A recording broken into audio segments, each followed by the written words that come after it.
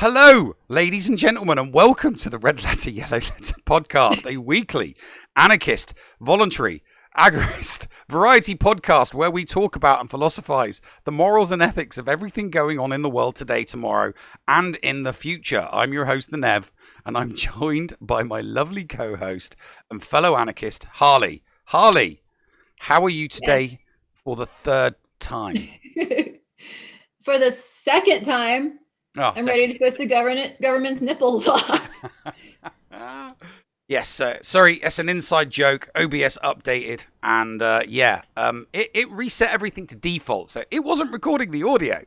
I was rambling, just rambling. Yes, you were rambling. Wabbits. So what we're going to talk about today, because we've been going for 4 weeks, this is our 5th episode, so we've been going for a month, is we finally got some questions coming back to us from viewers and from listeners who have been peppering us with questions, whether it be on YouTube or Anchor or on Twitter. And it's based off, our past experiences and things we currently do. And one of the things that Harley does is she raises meat rabbits. So we've got a lot of questions about that. So we kind of figured we'd wing it today with talking about homesteading stuff, because, being able to, raise and rear and deal with animals for your own consumption is a very, very useful thing that you need to do regarding homesteading. So it's the our third take of homesteading, and we're just going to talk about, because I grow vegetables. I like to be able to grow vegetables. So being able to grow your own veg and raise your own meat, kind of two important things, especially for voluntarists and agorists that want to have that small mediocre amount of independence from having to go to the store and stuff like that. So Harley, sorry to ask you this again, but could you bring up those questions, read them out, right, and then start answering them again as you had done for the 6 minutes before I realized we were not recording the audio? All right. So I had somebody reach out and ask if I could answer a group of questions regarding meat rabbits. Most of you, I'd say know this. Some of you don't. I do raise meat rabbits as in rabbits actually for meat, because they have chunkier meat to bone ratio and not just like any random rabbit you see out in the wild who are tiny and thin. With that said, now I'm going to go ahead and pull up the questions.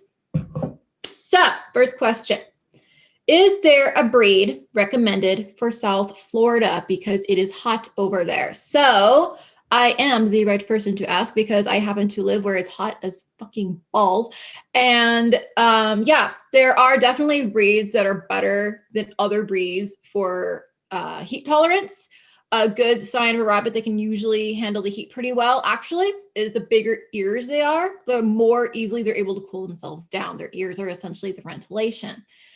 With that said, do your research if you're looking into certain breeds, because some might be misleading. For instance, Flemish Giants, as huge as they are actually a really terrible meat rabbit breed. They are not heat tolerant at all. They're mostly bone. They have a very poor meat to bone ratio. And they're excellent for mixing into other breeds, which is actually more what I recommend. Find a breeder who has done some mixing and is reputable for their meat rabbits, not just like selling the meat, but like actually selling to other breeders, because that's a breeder that has taken different breeds, looked into their traits, figured out, okay, this line withstands the heat better than this line does. This breed has better meat to bone ratio. This breed grows faster by 12 weeks. 12 weeks is typically your culling age. So I got hair in my mouth. There we go. Okay, we're good. So look for the mixed breeds. That's what I recommend. That's usually what I do. I did raise some purebreds, but that was more because I was raising meat rabbits, not just for the meat, but because I wanted to use all of the animal. I grew up kosher, and I had to be convinced I'm not kosher anymore, but like eating rabbit was a big no-no growing up. So I really had to be persuaded into the idea. And one of my things was like, okay, I will get into this if I can use every part of the animal. And since I sew, I'm like, okay, maybe I can use the pelts. So I chose Rex rabbits because they're really, really friendly. They are good meat to bone ratio size, and their fur is really, really soft, plush, and just wonderful. They come in a variety of colors. If you don't care about the pelt so much, then I would recommend maybe New Zealand's. That's a really popular meat breed for sure. They're fairly easy to find usually. American chinchillas are good ones. A lot of people use Dutch rabbits, actually. They don't grow super big, but their meat to bone ratio is promising. So they'll often breed Dutch into other breeds as well. So, and don't just go based off of breed.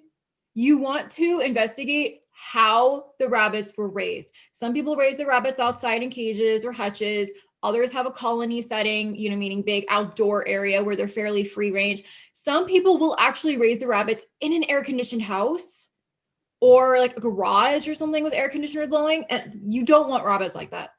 Yeah, I was about to ask. I was about to ask you if you had the resources for a climate-controlled environment. What is the best meat to bone ratio rabbit to breed for meat? I think that's just still preference, to be honest.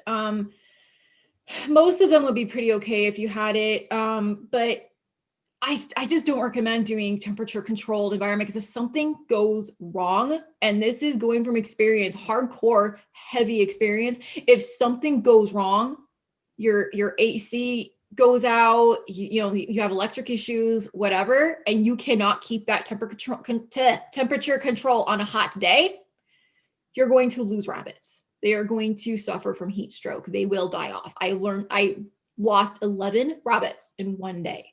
Blimey. For very similar reasons. I'm just thinking there may be there may be preppers listening or watching us now going, power outages, that doesn't happen. I know, I've got a generator and a backup generator and a backup generator. So right. Just in case though, if you don't have that and you're trying to get your foot in the door, rabbits are an excellent start to becoming more self-sufficient for lots and lots of reasons. People ask me why rabbits versus chickens. There's actually many reasons why rabbits versus chickens, for example. But I just don't recommend the controlled climate. And then not to mention, if you're planning on selling off some of your meat rabbits, you just have too many, your freezer's getting full and you don't know what to do with it. And you got to pay for the feed anyway, because it adds up. It does add up. So, people often sell the rabbits to fund the feed at the very least. And a lot of people are not going to want air conditioned raised rabbits, because they're going to want to raise their rabbits free range in a colony setting. They're going to want to use hutches or cages, so when they're breeding, the babies are safe and they can keep track of them. Most people don't want that controlled environment, and there's many good reasons for that. So I would recommend find out where your rabbits were raised, what kind of temperature controlled environment, how hot. If you're worried about heat, ask how hot their summers get if you're getting them from out of state or out of the city, because even a 3-hour difference can make all the difference in what your rabbits can handle during the summer. Now, as far as winter goes, rabbits handle the winter a lot better than they handle the summer. I mean, they're covered in fur, they'll burrow in their nest boxes and keep warm. Summers can get pretty brutal. What I would often do is take ice packs or water bottles, freeze them up, stick them outside, and the rabbits will lay on them. That helps them cool down. Constantly check their water, mist them down. That's actually something I'm probably going to be switching to this next summer. I've been using a hospital grade, one of those like mini, not really mini, but like ish big air conditioners on wheels. And I'm not digging it. It only really helps knock down the temperature by like 5 degrees. I'm thinking I might switch to a misting system instead. Mm-hmm. And then it'll spray on their ears, help keep them cool down. I think so. I'll see how that goes. But yeah, so heat tolerant breeds. New Zealand's are pretty hardy. Dutch, I haven't personally raised purebred Dutch, but a lot of people will mix those into their breeds. But yeah, I suggest looking for the mutts. Flemish Giants are okay to use in your mutts, but you don't want to raise them as purebreds for meat for multiple reasons. Again, meat to bone ratio, they're not heat hardy, and they take forever to grow. They're not mature for breeding until 18 months of age on average, while other rabbits, 6 months of age. It does make all the difference. So that is the first question. Second one, Yeah, wintertime care. See, that's just it. I don't really have to do anything special for wintertime care here. It's the worst we get in the daytime around here is like 40 degrees. Nighttime does get chilly, and that when that happens, I'll throw in extra hay and I'll let them kind of bury and play with it and just do what they need to do to keep warm. I'll often have two rabbits together too, just because they'll breed on their own time, and if the males are not causing a problem with the female or the babies, then great. I thankfully my rabbits tend to actually be really, really adorable, precious little step daddies or actual daddies or grandpas. Like, I love it. So I don't usually have to separate them. So that's really nice. And then they'll just huddle, keep themselves warm. So winter's not too bad out here. But if you live in a snowier climate, I do know a lot of breeders will have issues with things like their water bottles or their Crocs freezing overnight. Oh yeah. Yeah. I can imagine water freezing. Yeah. Yeah, that's not something I've ever really had much of an issue with. Some nights have gotten to where the water froze, but by morning it's starting to melt. So I know some people use rubber water bowls and then they can just plop it out and then refill it. But yeah, that's not something I personally have a ton of experience in, living in, a desert. All right. Optimum doe to buck ratio for meat production. Most people will do 1 buck to 2 or 3 does, because it's really all you need, and the boys will kind of keep going as long as they possibly can. Now, colony versus hutch, which is better? That doesn't really have a solid answer, to be honest. I've done a combination of both. I like to keep some females in a cage for sure. Always a really big cage. We actually had like some handmade cages that were like giant and massive, so the babies had plenty of room to run around and play.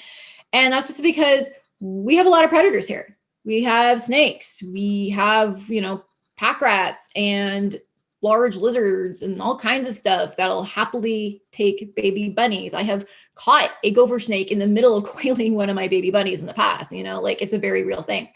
So I like to have the moms raised up when they have their litters, like on raised above ground cages where predators can't so easily access. And I'll put chicken wire around the cages so the babies can't fall out, so nothing can get in. And not to mention, I like to check on the babies. I like to check for every single day. I like to socialize them every single day. I like to check for health problems. Sometimes rabbits, as they get older, they'll be born with things that you're not going to see when they're, newborns. But then as they get older, you see they'll have things like malocclusions where their teeth are growing inward and they can't chew or grind them fast enough to keep it down, and it can pierce their skull. You don't want to raise rabbits like that. You don't want that in your lines. So there's a lot of stuff you kind of need to watch out for with your baby. So I like to have them with me where I can see them. During the summer, I'll actually often have the babies in carriers and nest boxes with me in the house, just as their babies. And for anybody concerned, no, the mother will not reject them if you do that. I get that all the time. People tagging me and asking me, well, if you touch your babies, the mom's going to reject them because they smell like you. That's an absolute myth. Let's just get that out of the way now. I'm so sick of people arguing with me on that because, guys, people ask me, how do you have such friendly rabbits? This isn't even a social breed. How are they so sweet? Because at the moment they are born, I have handfuls and I'm shoving them in my face and going, oh my God, you're so damn cute. That is how, okay?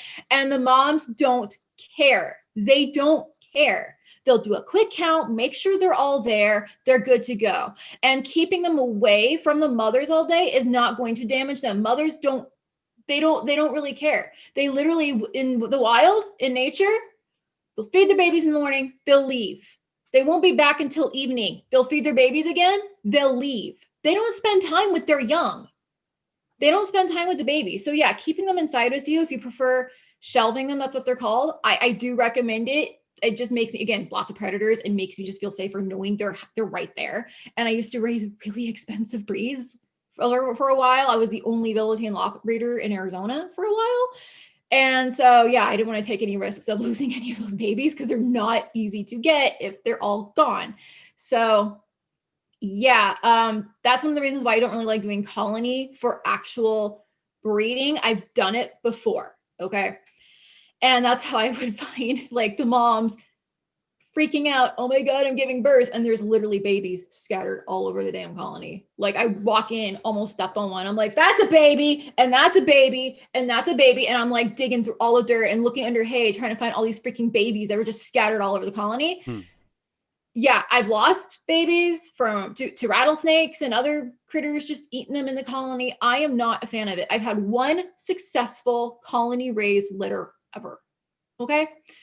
So I know that's what they do in nature, but if they're typically domesticated, they don't always know what to do, especially the first-time moms. It's really, really common for the first-time moms to completely screw up the process. They don't know what they're doing. I've had some that were absolutely wonderful first-time moms.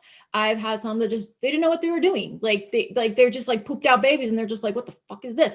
And they would just ignore them, or they would jump in and start smashing the babies because they're not thinking about positioning themselves and they're trying to feed them. They're learning, So again, that's when I like to be able to sit there and go, okay, this is the problem. The baby's nest isn't getting refilled. The babies are getting stepped on too much. There's too many. That's a big one. Do not just focus on, oh boy, my rabbits make so many, they have huge litters, 13 babies. That's not good for meat production. I like to have moms taking care of like 5 or 6 babies, because then there's less competition for the milk, and the babies are going to go bigger and healthier when there's less competition. So that's another reason why I like to watch. If there's a very large litter, I'll take the babies and I'll divvy them up with other moms who have smaller litters, and then there's less competition. And the moms don't care. As long as they're around the same age range as their other babies, they'll just take care of them. They'll just be like, oh, okay, I guess that's a baby I just missed. They don't care. So yeah, they make wonderful foster moms. Yeah. Now, I did have all my males for a while living in a free range fenced yard with chickens. Most people would recommend not keeping your males together. I never had issues. They never really fought, honestly. Like there was enough space where they could all just have their own area, and dominance was just not really an issue. And another common concern with having females in a colony together is that the females will assert their dominance by kicking the other females in the reproductive areas, making them infertile. I've never had that issue personally either. So colony versus hutch, it really depends on your preference. I've had some rabbits that actually hated living in colony areas. I've had some that thrived in the colony areas, did great. There's really not a solid answer. You're just going to have to kind of figure out what your area, is like. Is there enough space? Is there enough shade? Do my rabbits actually like this, or are they hating it? Like it really depends. Best resources for butchering. I'm not really sure what, do you mean like how to learn how to butcher, or I'm not really sure on that one. I learned how to do that. Yeah, I don't know. I learned everything through YouTube. No. I mean, that was it. During my military days, on a survival course, we were taught how to butcher and prepare rabbits and chickens, because they come up with 2 things that you could potentially find in the wild if you're ever in a right. If you're ever in the middle of a forest, or stuck out somewhere and you're not getting supplied and you are literally in survival mode. Rabbits are something that you're going to be able to find. So out here too, they're everywhere. Yeah.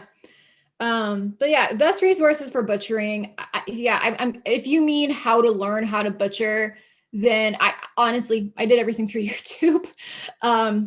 There's a wealth of information out there. I've learned pretty much everything through YouTube.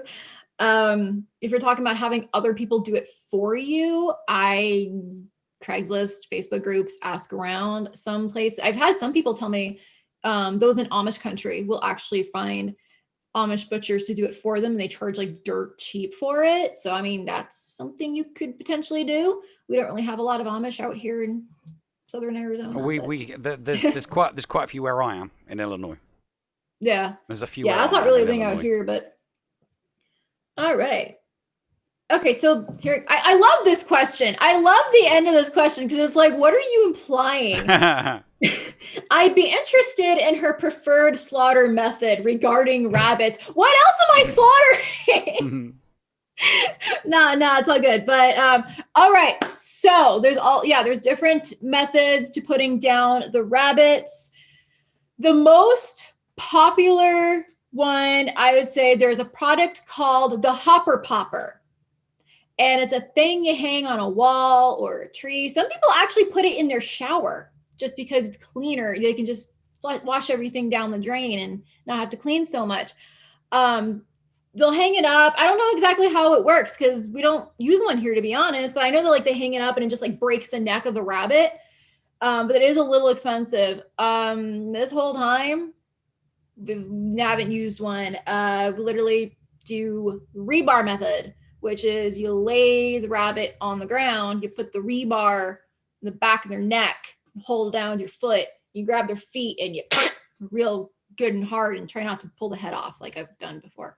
But yeah, that will get the job done instantly. Some people suggest shooting him in the head with a BB gun. Please do not do that because if you miss, then suffering and pain. And, yeah, you need to get if you're stunning them, you need to get the stun right. You know, you have to. Yeah, some people will try stunning them first, but again, that's something that if it doesn't go, I can't do that. I can't. I have to do it quick and instantly. I've had ones that went wrong because it was like my first few ones, and they were sick babies that I had to do like mercy killings for, and it destroyed me. I can't do it like that. It has to be just done, over with.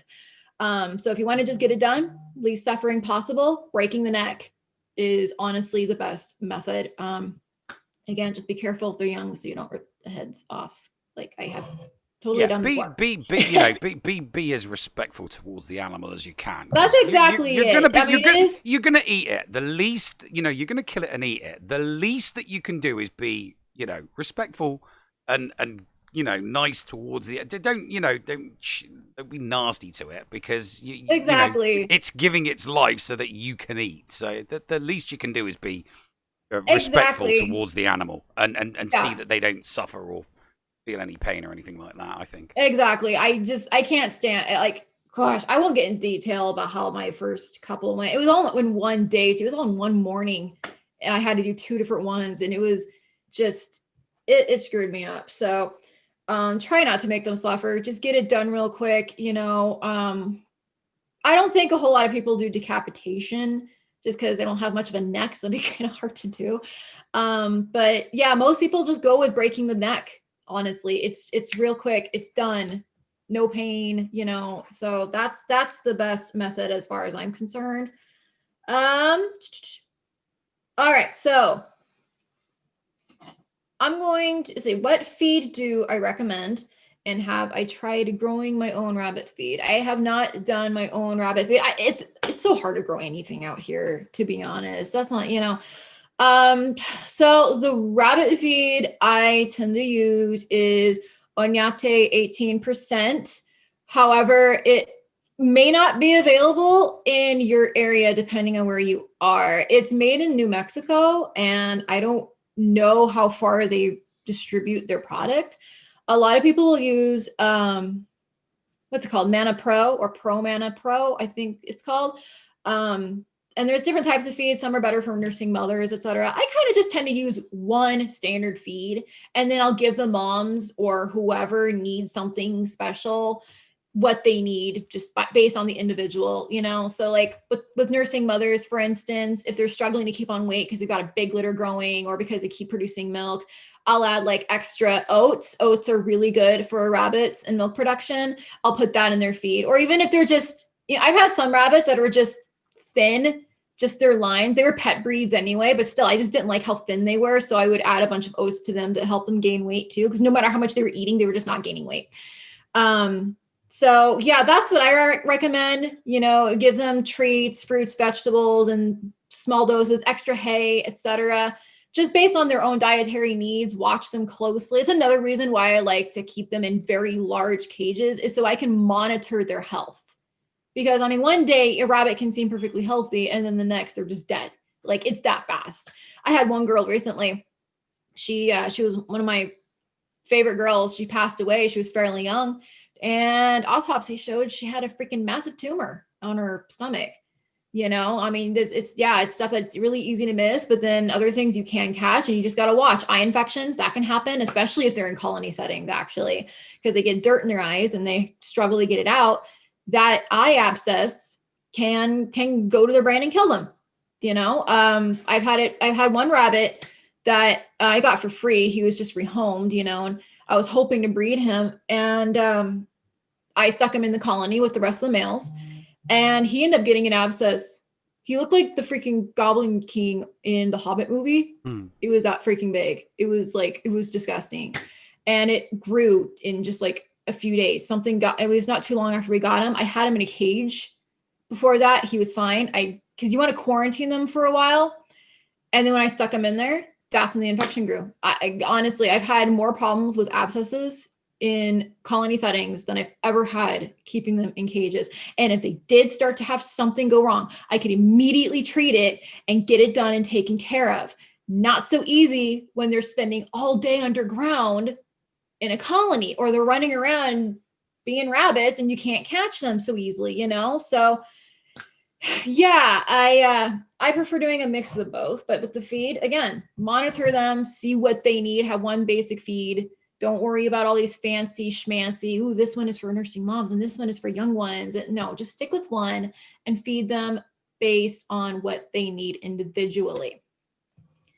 And as far as growing rabbit feed, like I said, it's pretty hard to do out here. I mean, if you can, I would suggest growing things like sweet potatoes. Sweet potatoes are really full of vitamins that are great for rabbits. They'll eat the leaves. What else? I mean, they'll eat most things, but carrots. You don't want to do carrots too much sugar. Oh wow. Okay. Yeah. That's another really popular myth. Yeah, rabbits really should not have carrots very often. If you give them little fruits and vegetables, especially fruits, keep it in very small, moderate doses. And their taste can change so much. I had one girl who loved bell peppers and fennel. Those are her favorites. And sometimes they're just picky too. I had one who loved apple fritters of all things. She stuck an apple fritter from the chicken yard because my brother would go to this food line and basically it's a privately run food line, and they get all this food that's either expired or close to expiration date, and he would volunteer there and get a bunch of this produce, like old produce and stuff, and use it to feed his chickens. So he hardly had to pay for a chicken feed. And he would often get literally a giant trash bag full of old donuts. Like, I mean, literally just a trash bag full of donuts. And he would dump it all in there for the chickens. And I had a rabbit that would always eat the apple fritters. And she was one of my favorite things. But anyway, if you can raise some rabbit treats, leafy greens and dandelions. They like dandelions, peppers, fennel, even melon. A lot of them really like melon and they'll eat the rinds. Then by all means, but I wouldn't try to just raise all your rabbit feed on your own. That can be a big pain in the butt, especially if you live in an area like I do, where you cannot really grow jack shit.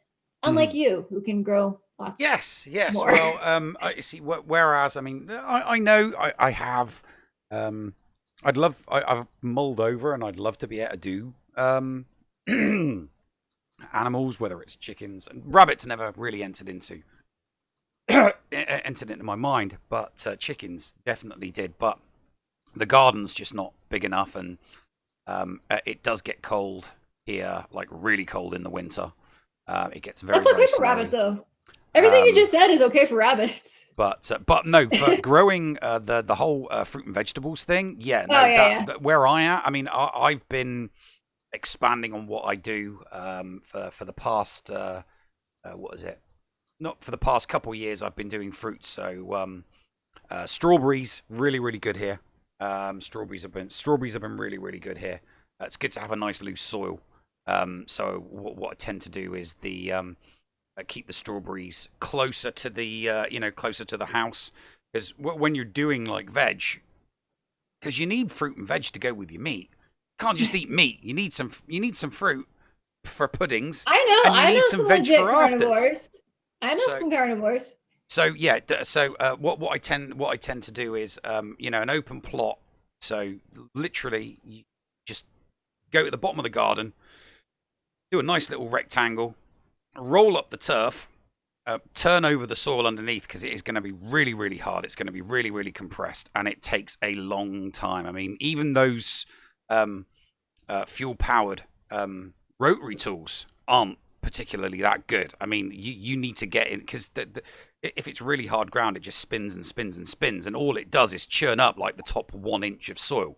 And you need to get in there and churn up that soil, because you then need to dump a bunch of loose soil, topsoil on top to mix into that, along with as much organic matter as possible. Because when you're first starting, you do not have the type of compost that you're going to be able to generate for years and years and years to come. What I've been doing is just using loose soil and putting as much organic material in there as possible. Vegetables I've been growing is potatoes, carrots, peas, cabbage, lettuce. Really, really easy one. That very, very easy to do. Very, very easy to do lettuce. Very, very easy to do zucchinis. Extremely easy to do zucchinis. Had a bumper crop of zucchinis. This year, and zucchinis do go well because you can do various different things with the zucchini. I mean, I do. One of my favorites is zucchini pasta. I like to do zucchini pasta. So you're just taking the zucchini, taking the skin off, and you're using a potato peeler to just make lots. Just go all the way down to the seeded core, lay it out, throw it in the oven for a few hours on a ridiculously low temperature. It comes out, and then that's it. You've got a bunch of pasta. It's great for lasagnas. So you could take your rabbit meat, and you could mince it up, and then you can take your pasta, and then you can make your cheese sauce, and you use your tomatoes, because you'll be growing tomatoes. Tomatoes is another thing that grows ridiculously well here. I had 21 tomato plants this year, and I didn't plant a single tomato seed. Not one. This is what was left over from so this year grew from the tomatoes that fell off and then just decomposed, and the seeds, just naturally went, into the soil.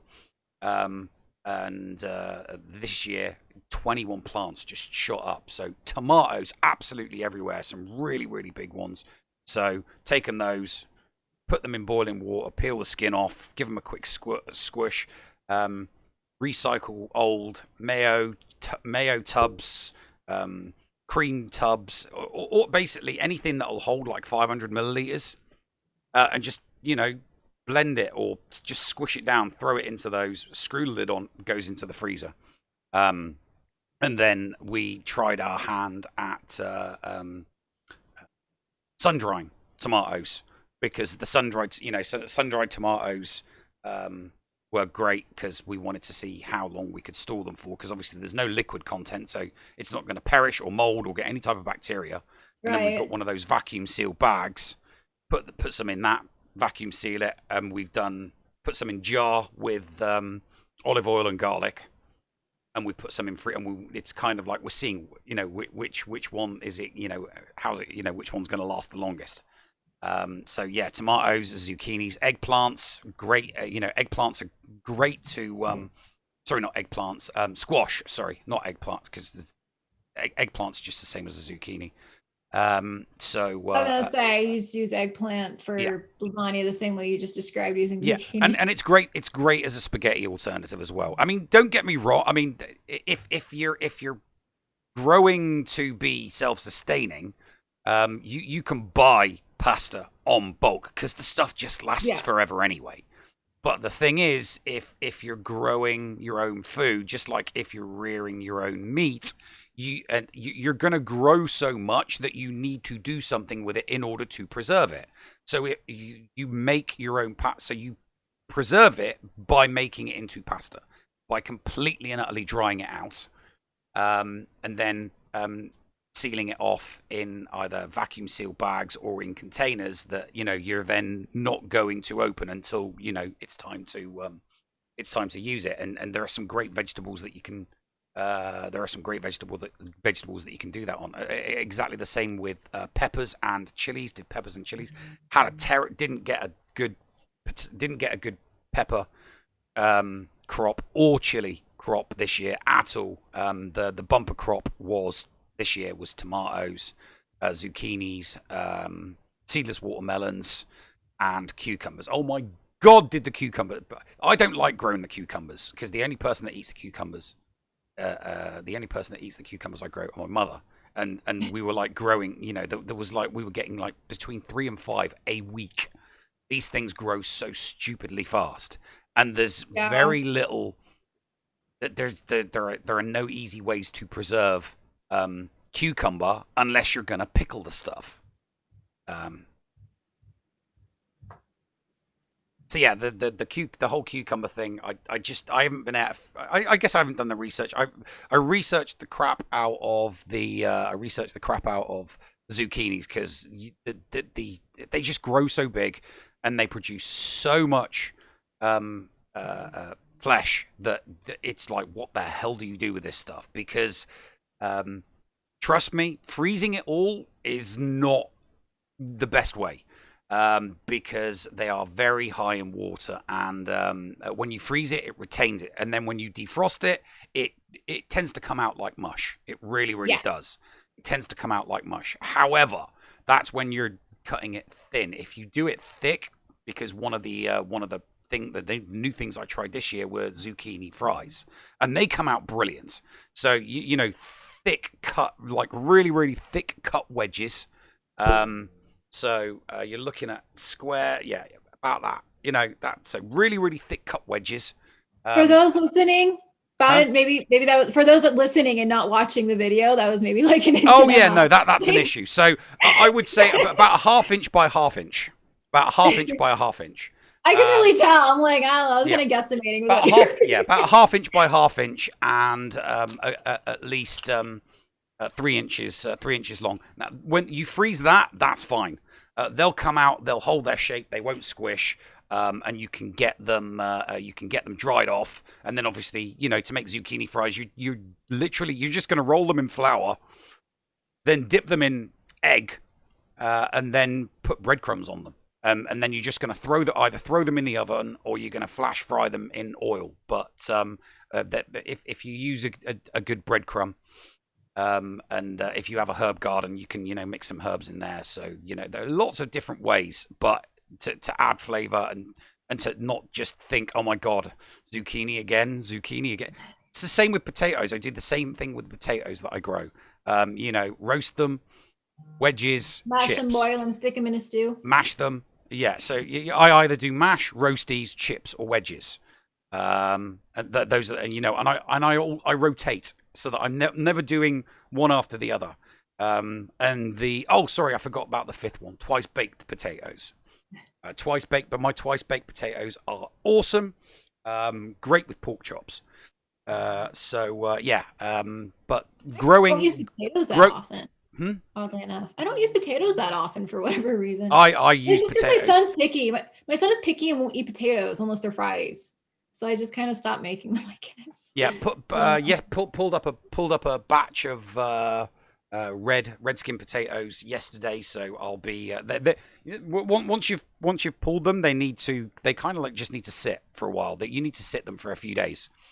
Don't eat the damn thing straight away. You need to sit them for a while. Unlike other things that you can just pick and eat straight away. I mean, I grew about 3 dozen onions this year in the garden, and they were brilliant because they literally sit. You don't pick them once they're ready. You don't pick them all. You do not pick them all. You just pick them one at a time. You pick them out of the ground as and when you need them. Yeah, they tend to last a long time. The onions, red. I grew 3 types. So did a dozen red, a dozen yellow, and a dozen white. So depending on what I was cooking. So if I was doing something with beef, there I would get a red onion. If I was doing something with chicken, I would get a white one, and everything else I would just use the all-purpose yellow ones. And it's just what you throw in. If I'm doing a spaghetti bolognese or a curry, with the exception of the mushrooms, everything's coming from the garden. So the tomatoes are coming from the garden. The onions are coming from the garden. The peppers are, and everything that I put into a curry is the meals that I cook the most, that's what I'm trying to grow. So don't grow stuff that don't grow stuff for the sake of growing stuff. Grow the stuff that you know that you're going to cook and eat in abundance. Because trust me, I have a 60-foot by 3-foot plot. So I've got 180, sorry, not 60, 30. 30 foot. So I have a 3-foot by 30. So I've got 90 square foot at the bottom of the garden. And it will kick out a huge, huge amount of vegetables. And I'm just preparing for 3 people. So and if you go over that, you're gonna need a freezer. So grow what you know that you can consume, and chop and change, year after year. I mean, this year we did more potatoes and they still didn't last. So next year I'm going to be doing half the garden with potatoes. Less one. I'm going to do 1 zucchini plant next year. We always put 3 zucchini plants in, and I always say it's just too, it's like I'm hedging my bets because I like the zucchini, but then there'll be a period in a month where it's like they just go nuts. I'll cut the grass, I'll walk down, I'll lift up the leaves, and it's like there's just 2 huge things the size of baseball bats, and you're like, oh, for God's sake, I didn't even see you. They grow, you just don't see them growing, because the leaves, the big leaves are there to to offer as much protection as possible. But yeah, and regarding the fruit, I found that doing the blueberries and the strawberries, they perform better if you put them at the side of your house. So do your vegetable patch at the bottom of the garden so that it's 100% exposed. There's no shadows being cast on it. Obviously, if it's not raining every single day, you've still got to water it every single day. So you go out, you hose that bad boy down, so that it's getting as much water as possible. But the fruit, the strawberries, I tried the strawberries out in the open, and they did not fare as well as doing them at the side of the house. So they were only exposed to sunlight for a short period of time. And yeah, you start off with. We started off with 2 strawberry plants. The vines will come off, and then they'll bury themselves in the ground, and then that becomes a plant itself. So we started off with 2.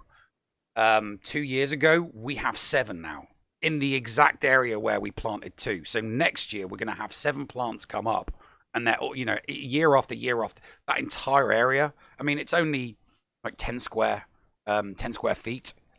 Patch at the back of the house, but my God, next year I am expecting a massive bumper crop of strawberries, because strawberries are just as nice in a salad. Because that's why we do the lettuce.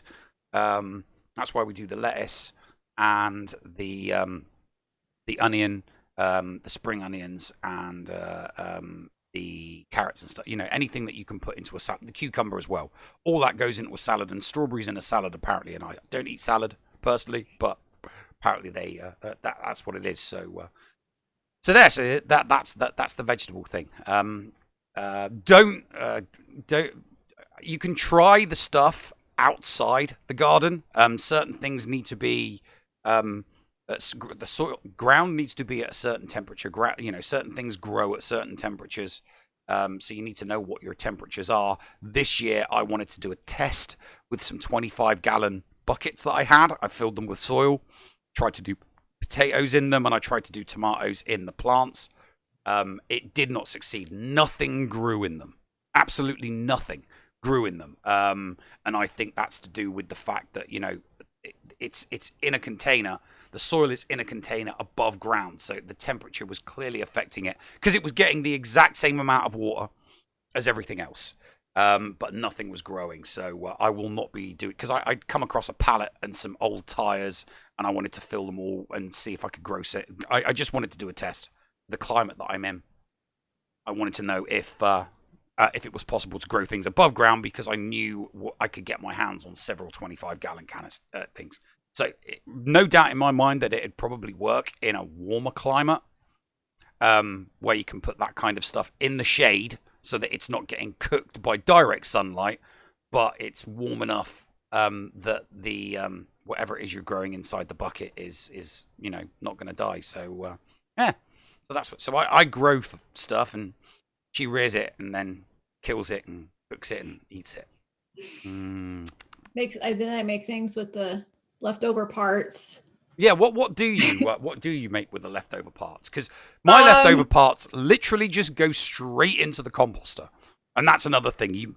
You get yourself a composter because year after year after year you are going to continuously generate compost, and you're going to want to put that compost back into your soil and just sprinkle it in bit by bit every single year while you're growing, and then at the end of the year, you're going to have a great big massive bumper crop of the stuff that you're just going to dump onto your bed and get churned into your soil in preparation for next year. But so it's easy for me. But what about you? Yeah, not as easy. The easiest, this part is pretty easy. It's just very time consuming, but I do take their feet and process them and turn them into keychains and whatnot. And those actually sell pretty okay on Etsy and whatnot, because a lot of people want them, but they want to know they're ethically sourced. You know, a lot of people understand, okay, you know, these are obviously I'm purchasing from a dead rabbit, so obviously it died in some way, but they don't want to purchase from like some kind of large scale, questionable like factory somewhere, you know, overseas or something, and they don't know what condition they raise in. So I just flat out say, look, this is for my personal meat rabbit farm. Here's how they're raised. If you want to see more, you know, you can look here. And they actually do pretty good.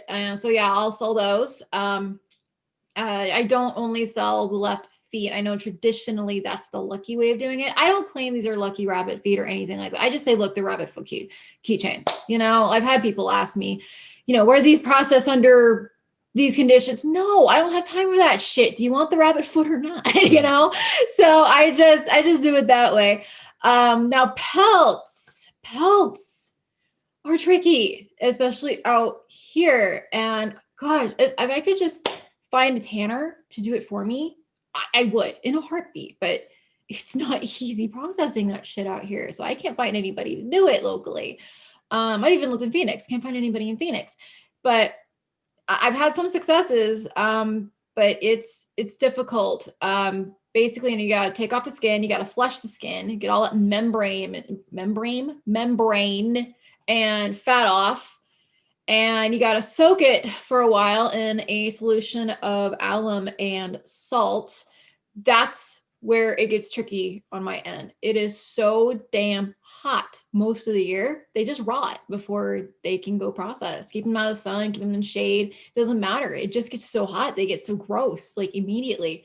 So I pretty much have to do this in the winter only.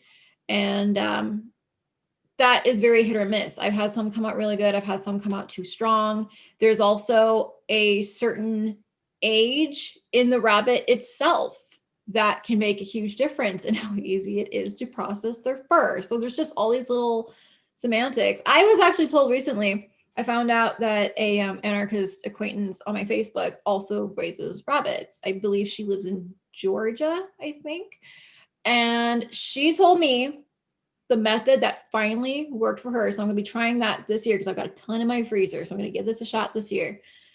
Instead of soaking it in the salt and the alum, she just uses water and Dawn dish soap, like the kind they use to clean off wildlife that's like covered in oil spills and stuff. She says it just melts the fat and everything like right off.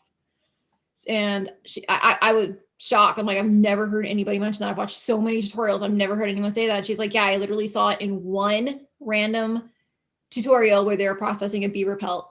And I figured I'd give it a shot. And she's like, I'm not going back to anything else. So I'm going to try that this year and we'll see how that goes. But then I take the pelts and I use them for purses. I don't make like entire purses out of them because it is thick, really, really thick. And my machine can only handle so much. So I use them as like accent pieces on them. I have some cut up that I actually still need to use. But yeah, that's one of the reasons why I chose the Rex rabbits, is because their fur is so plush and soft and they come in so many different colors.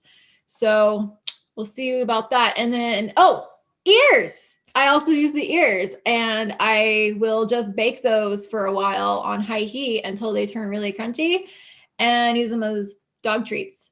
Dogs absolutely love them. They smell like kettle cooked potato chips though, and I'm not gonna lie, it really creeps me out. It's so gross. And sometimes you watch them in the oven and they'll start like bubbling. It's like, oh, but yeah, the dogs love them and that's what matters. So I do that with the ears.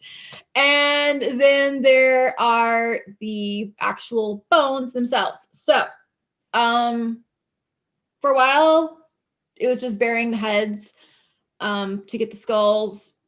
But I had to freaking moved, a couple of years after, or a year, I think, after getting into rabbits. So the skulls are unfortunately mostly in the old property. But I have some here. I've looked into getting those flesh-eating beetles, but they are really temperamental in this climate as well, because everything is temperamental in this climate. I swear I am so sick of living in the heat. Like, oh my God, I can't do anything out here. Anyway. So yeah, I've just been burying them. And then when it cools down, dig them up. So they don't come out quite as perfect, but I kind of just intend on like cleaning them off and just making random hippy dippy art with them anyway. So whatever. Now that I've gotten into resin casting, I'm probably going to save all the other bones too. And then just like stick those in the ashtrays I make and everything. Cause why not, Yeah. So yeah, I do. I try to use as much as I possibly. Oh, and the tails. I also use the tails. You just process them the same way as the feet. And then I like using those on my purses better because they're just fluffy and more visually appealing as opposed to a fucking foot hanging off your nice ass purse. How long does the meat itself last? Because I mean, vegetables kind of have different periods. Some you can keep. Any other kind of meat, you stick it in the freezer, and it's good for what, 3 months? I've eaten some longer than that, to be honest, just because we had so many damn rabbits. We can go through it all. Yeah, because I'm just thinking, do you literally just put it in a freezer bag or do you vacuum seal it before you freeze it? Because I imagine vacuum sealing something before freezing it would allow it to keep a little bit longer, and vacuum sealing it and not freezing it may keep it longer. Is there any? It usually gets used within first, 3-4 months. So I don't really bother, to be honest. And then I just slow cook it. Oh, maybe that's something I should go over, how to actually cook the rabbit. Yeah. So everyone has their own preferred method, of course, and everyone has their own tips and tricks. But here's what I personally have picked up and learned over time. I prefer just sticking it in a crock pot or a roaster. I actually have like a vintage 70s big old roaster thing that you plug in and it gets everything cooked so damn quick. Now, rabbit meat is extremely lean, very little fat. You are actually not supposed to eat rabbit meat on its own because you can actually overdose on how much protein it has. You have to eat it with fruits, vegetables, grains, etc. Okay. So with that said, because it is so lean, that also means it dries out really easily. Some people like to fry the rabbit. I haven't done that, like deep fry it. You can both basically use it as you can with chicken. You just have to be careful about it drying out more. You can also grind it. A lot of people will grind it and make sausage patties or sausage rolls with it. Jerky. I've done jerky. I make some good ass jerky, by the way. Like, oh my God. Like, I was just kind of screwing around. Like, I don't know, I'm gonna make some jerky. And I just started throwing shit together. And oh my goodness, I made this one that had it was this marinade that had tequila and chili and mango and all kinds of other stuff in it. And it was phenomenal. And I made this other one that was this teriyaki ginger one. And my son is picky as hell, but he'll eat anything if you tell him it has ginger on it. And he was crazy over it. So yeah, me. But yeah, so jerky is a really fun thing to do with that. But anyway, crock pot method. If you're going to slow roast it, if you're going to crock pot it, you have to slather on meat. It's not enough to just dump in your chicken stock or whatever and hope that keeps it moist. A lot of people suggest slathering the whole thing in bacon grease. You know what? I feel like olive oil holds the moisture in a lot better than bacon grease. I think a lot of people are just saying bacon grease because it is still fat and they're like, yeah, slather it in bacon. Honestly, all my more dry rabbits were slathered in bacon grease. It was, I don't know. I feel like olive oil just works better. So I'll season it, I'll just drizzle on the olive oil and just take a brush and lightly coat it, add some extra seasoning, which by the way, it's hard to over season rabbit. Like, don't be shy with the seasonings with rabbit. So I'll put some on, I'll slather it in olive oil, put some on again, I'll put in the chicken stock or whatever, you know, and I'll slow cook it. I usually do, I'd say probably like 225 degrees for 4-ish hours. And I'll kind of check on it, you know, give or take, make sure you don't need any more liquid. I like adding liquid smoke. I add liquid smoke to anything though, honestly. Like, I don't do that when I'm slow cooking meat. When I'm slow cooking meat, I use a slow cooker, so it's got 2 settings, low and high. And depending this one is. I mean, yeah, with my crock pot, sure. I'm talking about my actual like roaster, or if you're gonna use the oven. See, on the crock pot, I do use high. They say use low and slow, and then use your bacon grease. That's how I always get them dry. To be honest, I prefer olive oil, high heat, about 3 or 4 hours, and it falls apart. Yeah, no, that's why what I don't put anything. I mean, if I'm, don't get me wrong, if I'm doing ribs, then yeah, I will baste the crap out of it.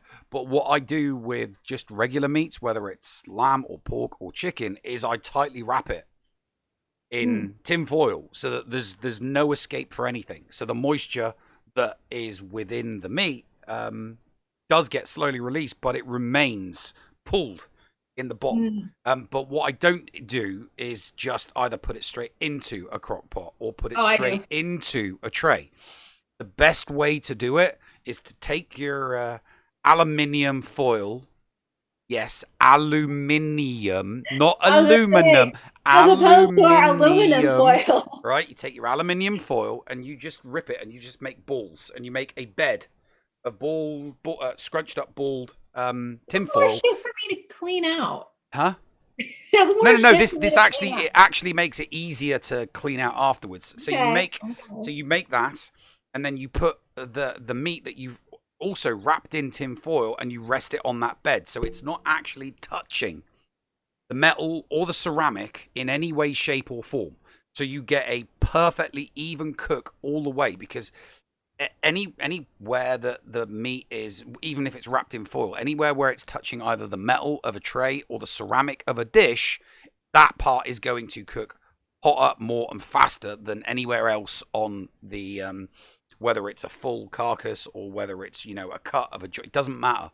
You wrap the whole thing. I wrap the whole thing in foil, and then I put it on a raised bed of aluminium foil. So the whole thing... I'm just lazy and would rather just slap it all in there, and then whatever juices are at the bottom, I just pour it into my dog's food and I call it good. Yeah, no, but well, that's just it. Once it's cooked, what I tend to do is I'll take it out. I'll peel back the foil. All that juice is then in, and then I'll pour that off, and I'll make gravy out of that. If there's too high an oil content in it, because some joints have got, I mean, that's why I do the slow cooker, because if there's a lot of fat in the meat, then you can't use that. You're just literally, you're just draining it off. I mean, you can separate it if you want, but it's a pain in the ass to separate off the juice from the oil. So yeah, that tends to just get poured away, and then I just leave it open foil, and I'll throw it in the oven at 350 degrees for 30 minutes, just to kind of like brown up the outside. Plus it allows you, because the meat is pretty much fully cooked all the way through, but if you want to put a quick basting on the outside, if you want to throw some oregano on, or some basil, or if you want to just, you know, paste some barbecue sauce on it, if you're doing like a pulled pork or something like that, then yeah, absolutely, that's the way I do it. But so I would take a rabbit, wrap the whole thing in foil, put it in the slow cooker on a bed of foil, and then just let it go for 6 hours, and then take it out, and literally, like you said, the meat is literally just going to drop off. Yeah, I would not even have to do the tin foil, just because it just comes out that way. Like, you know, it just comes out, it just literally just falls apart in like pieces, and it's absolutely great. And my kids eat it. They like it. My son wouldn't eat it for a long time. He didn't really realize what it was. He just called it that weird chicken mom makes. But now he eats it just fine. He doesn't care anymore. Thankfully, my daughter's a savage. It's great. Like, we just drive by, see some roadkill. Hey, Luna, you want to cook it? Yeah. Like, I know, it's just wonderful. She doesn't care. That little girl, she'll eat, like, it's so funny. Like, sometimes I'll see people, like, you know, smelt the little, like, whole fish, you know, and they'll just be like, oh, I can eat a whole fish. My daughter will just be like, fuck yes, and just shove them in her head. She's like, I love it. Like, she doesn't care. She goes, I mean, like, you know, she just freaking She did it again, like the other day or a couple weeks ago. I posted about how she like, Mommy, I have a loose tooth. Oh, great, Luna. Here it is. Like, okay. She did it again yesterday. She comes up to me. This one was like one of the farther back ones too. Big ass tooth. And she just like walks up to me. She's got her tooth in her hand. I didn't even know it was loose. Her mouth is just bloody. And she's like, Mommy, I got a loose tooth again. I'm like, stop ripping your fucking face apart. But anyway. But yeah, so thankfully she'll eat the rabbit happily. Oh, she's actually like watched the processing and everything. Like she just sits there, what's that body part? And what's that one do? And what do you do with this? Like she's just totally unfazed. I mean, no, it's not like she's unfazed. She understands that, death is sad, like she understands that we're supposed to respect the rabbit. She's also like, she loves taking care of them, especially the babies. She loves babying them and mothering them. She just also understands this is how we get our meat. This is how it's done. So she's just kind of like, okay, I'm just going to learn about it. This is natural. This is what they do in nature. So here's what we're doing here, which is absolutely great. She's only 8 years old and she's already got that figured out. So that's nice. That's nice.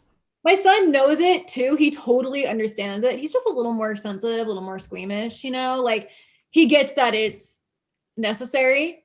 But he, it still makes him a little uncomfortable, but he's getting more where he's like, okay, it's out of my comfort zone, but if it's needed, then I better just do it, which thankfully is also translating into trying foods that he normally won't eat. Like he's already got freaking celiac. It's a pain in the ass feeding him as it is. But, yeah, so thankfully I figured out how to cook it to where they'll pretty much always eat it. It comes out super moist. Oh, I've actually done a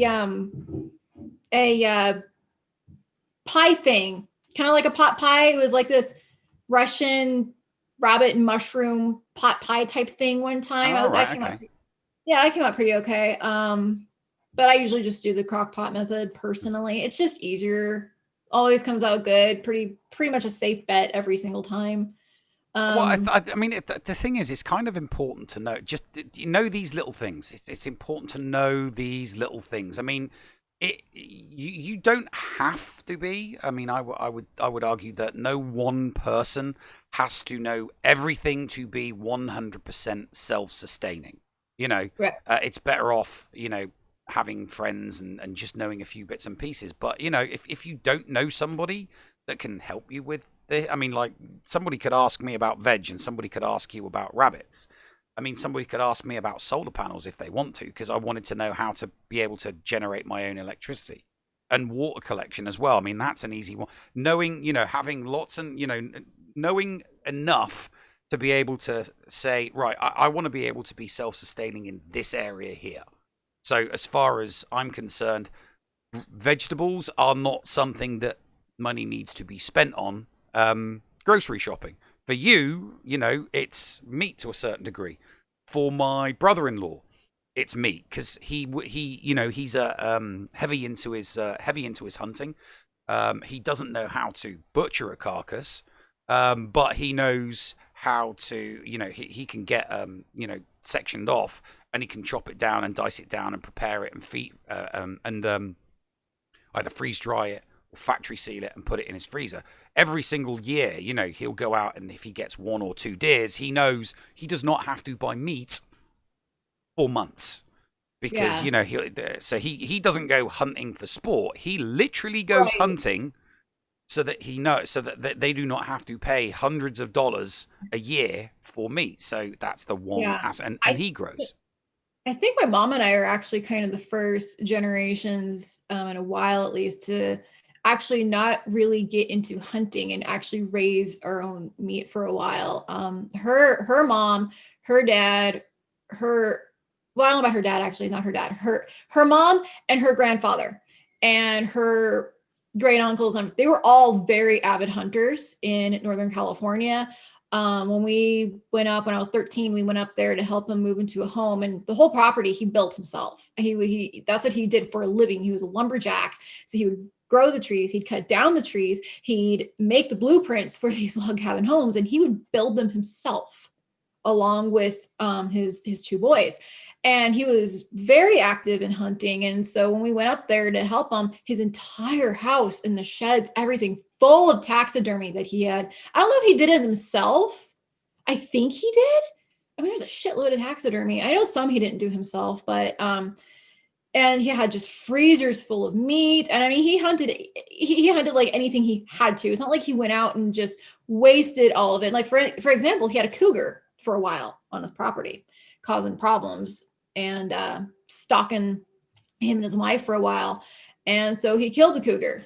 He used the cougar for meat. He taxidermied the cougar and he donated it to a high school whose mascots were cougars. So, I mean, he was very resourceful for sure. He was a very resourceful man, but they were all hunters. And growing up in Sacramento, we just never really had that opportunity, you know? And so we did do gardening for a while back in Sacramento in my teens. And it was definitely a lot easier over there than it was here. Back, there I could grow just about anything. And here it's a completely different story. We had tomatoes, we had cucumbers, and I tried doing watermelons. Watermelons didn't work out so well. They only grew like. Yeah, no, we had some good. We got about a half a dozen. We got about half a dozen watermelons this year. Probably only, so I'm saying, maybe 6 inches in diameter. Yeah. I mean, we did get one that was about 8 inches in diameter, but most of them were about 6 inches in diameter. So not massive, but there was lots of them. I mean, if we were, if we'd grown a half a dozen more watermelons that were 12 inches in 12 inches in diameter, we'd have been in trouble, because then we would have had more watermelon flesh than we could actually consume. Right. But I mean, I know for a fact that, the neighbors that we have, the neighbors that I've got, two doors, 2 houses down, they'd been here for 2 years before us. And this year they put a garden. They put a vegetable patch at the bottom of their garden. They only did tomatoes, lettuce, and peppers. But they'd obviously seen me doing it. They'd seen the garden grow the first year, and they decided, I didn't realize it was that easy, because they came knocking on our door about halfway through summer with 2 massive buckets full of tomatoes and peppers, and they're like, we saw your garden and we just wondered if we've got way, way, way too much. And I said to them, it's your first year, isn't it? They're like, yeah. I went, yeah, you'll learn. You will grow. If you grow too much, that's what you're going to be left with. Literally a huge bucket of tomatoes and a huge bucket of peppers, and knocking on your neighbors' doors asking if they want the extra project. And I said to them, next year, do take half the area that you did with your tomatoes, half the area that you did with your peppers, and do potatoes, because potatoes are something that you will never.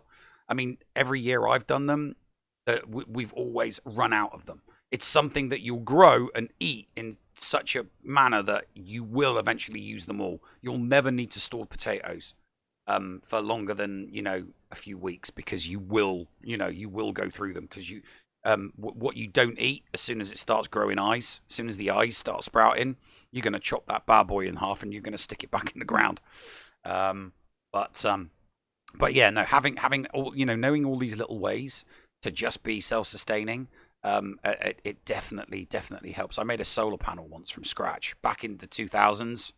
I used to go camping a lot, and not having the ability to charge up your cell phone or your tablet, or just having lights. That's what I used to do. What I did was I made it was like 200 pounds, which back then probably would have been about $350 for one 50-watt solar panel, and I just didn't have the funds for that. So I literally went online and bought the checklist from a YouTube video, and then I made the whole thing myself. So I think I paid £90 for all of the bits, and then built the whole thing from scratch. So battery box, marine battery, charge regulator, all the wiring, all the tabbing, all the solder, and then a pack of solar cells that, if you put them together in series and parallel, would give you a 12-volt, 50-watt solar panel. And then I glued the whole thing into a wooden panel. I put hinges in the middle so that it could close up, and then that was what I would take, and that generated enough electricity and charged the battery enough that I could string together. Because I took the low watt bulbs, the 4 watt bulbs, that were the equivalent of 40 watts. And then on the gazebo, the awning that we would all sat around, I'd have a string of the damn things plugged into the marine box. I mean, it'd be dead by the end of the night, but then I would just open up the solar panel, plug it in, and then as soon as the sun come up, it instantly started charging the battery, and it didn't get needed.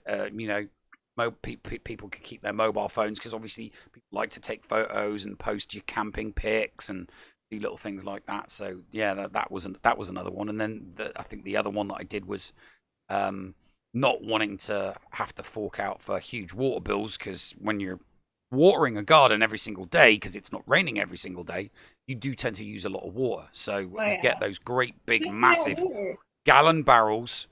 I haven't done it here yet. But I did do it for a friend.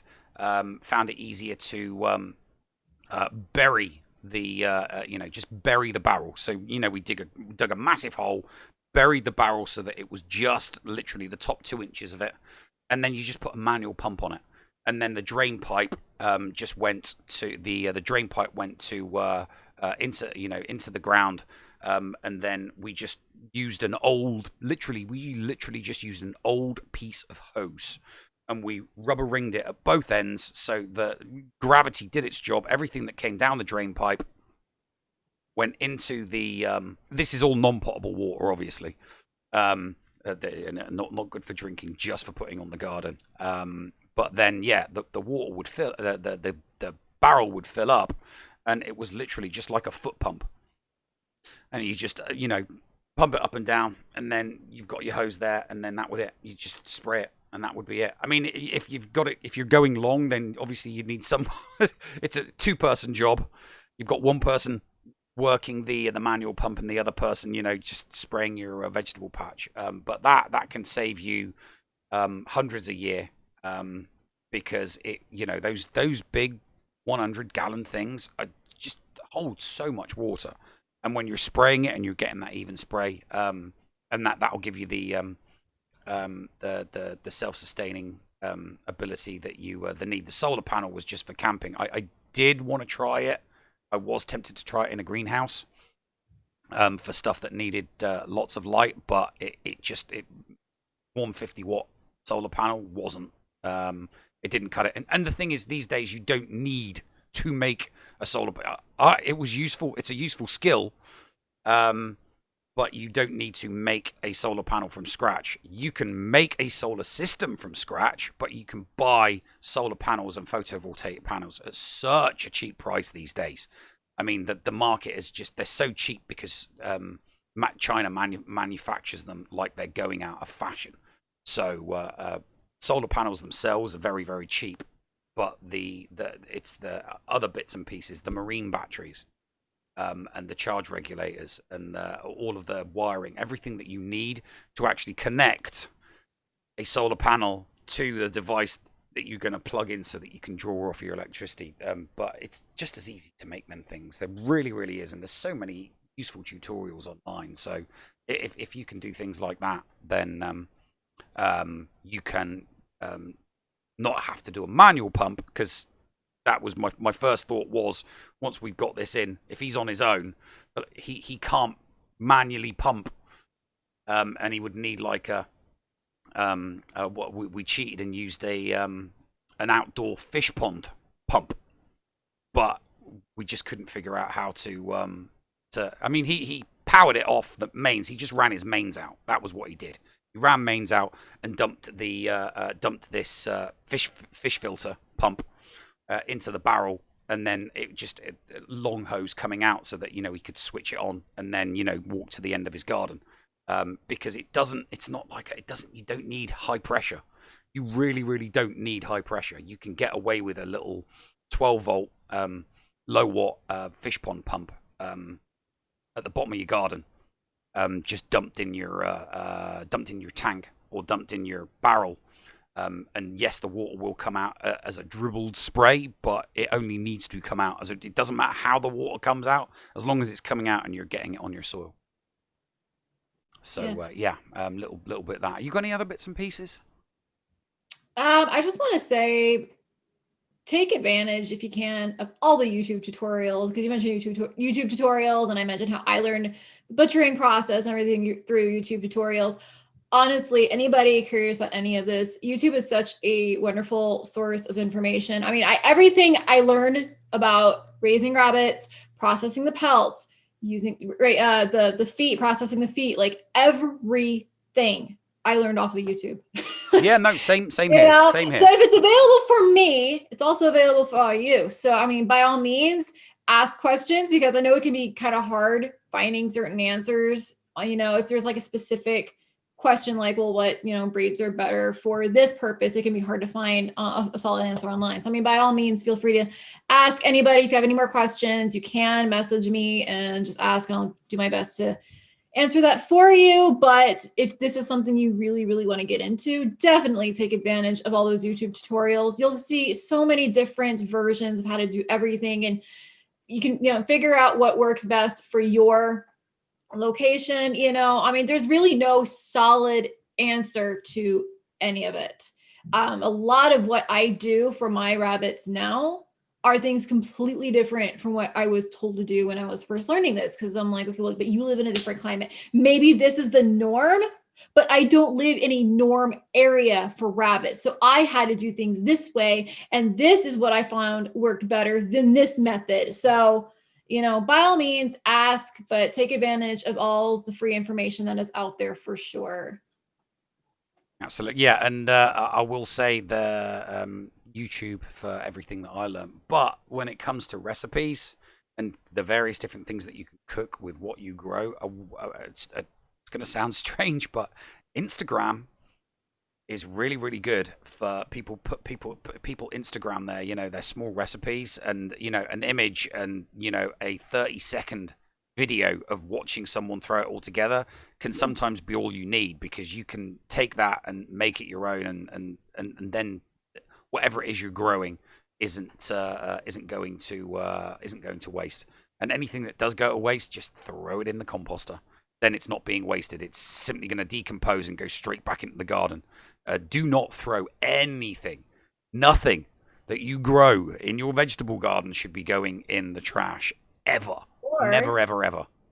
Or throw it to your rabbits. Or throw it. Exactly. If you do, yeah. Or make sure Google that though, guys, because there's plenty of stuff they should not be eating. There's like they say, oh, we can just throw all these fruits and vegetables to rabbits. No, it's too much sugar. It can make them sick. I mean, moderation is definitely key. Like I said, when I first started doing this, there was a chicken yard. We had all the males in there, and then we had a separate colony for the females, and then we had other rabbits on their cages. And so it was easy to divvy up all those scraps to everybody. You just dunked it in wherever, and they'd all only get so much because there's so many rabbits. But yeah, if you have extra scraps, of lettuce, even banana peels, apples, no tomato vines. I believe rabbits cannot have tomato vines, but yeah, lots of different things. Just Google, do a quick Google. Can rabbits eat this? And as long as it's rabbit safe, then by all means, you can also just give it to them, Brilliant. Okay. Well, 10 minutes early, but let's call it let's call time today. I think we've talked enough. If you're watching this on YouTube, thank you. Don't forget to hit the like. Don't forget to hit subscribe. Share the video. We need more subscribers. We're in double digits. So let's get it bumped up. It'd be nice to have the same amount of subscribers on YouTube as we have followers on Twitter, because I think between the two of us, we've probably got about 7,000 followers on Twitter. Harley is definitely more popular than me, but then she is far, far, far more attractive than I. I'm just obnoxious. Yeah.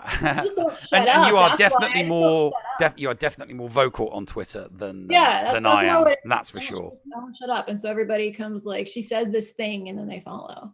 But yeah, so yeah, please hit the like, hit the subscribe, and share this video, and just let everybody know. We're only at week 5, but we'll be here every single week, same time. But until next week, do you have anything Any final words, Harley, before I say goodbye to our wonderful viewers? She's nodding her head for the people not watching but listening. So she's shaking her, not nodding her head, shaking. I'm just gonna say, try not to be assholes today. That's all I'm gonna say. That very, very good. Yeah, no, that's a good ending. Try not to be an asshole. She says asshole, I say arsehole, because we invented the language, and that's the way that the insult should be used. Anyway, thanks a lot for watching, and we'll see you guys next week. Ta-ta for now. Bye.